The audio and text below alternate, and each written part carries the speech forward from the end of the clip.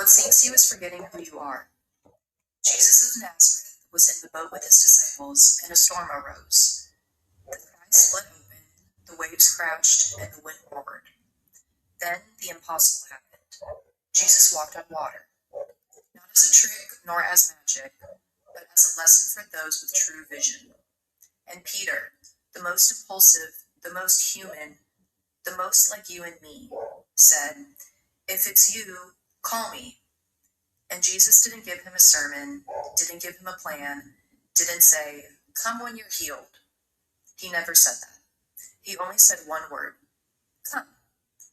And Peter, afraid but with a sure heart, took the step, got out of the boat, touched the water, and walked on it.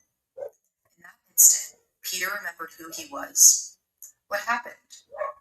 Peter then looks at the storm again, looks at the wind again, looks at the danger again, looks at what could happen again, and in that second, when his mind takes control of what happens, he sinks. He doesn't sink because of the water. He doesn't sink because of the storm either. He doesn't sink because God abandoned him, nor does he sink because he stopped looking at himself. He sinks because he forgot what he was like when his soul was connected. Jesus, while lifting him up, doesn't say, "You lack faith in me." He doesn't say that at any point.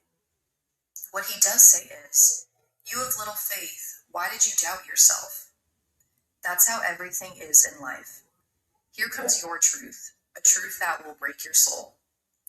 You are just like Peter. You walk on water when you are present, and you sink. And let's be clear, you sink when you doubt.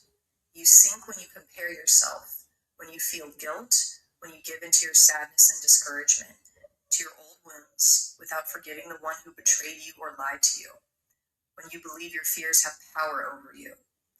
What sinks you here is forgetting who you are, and that, my friend, has a depth that no one explains, because Jesus didn't come to show his power, but to show yours, so you can see that life doesn't ask for perfection. The only thing it asks for is coherence, presence, and courage.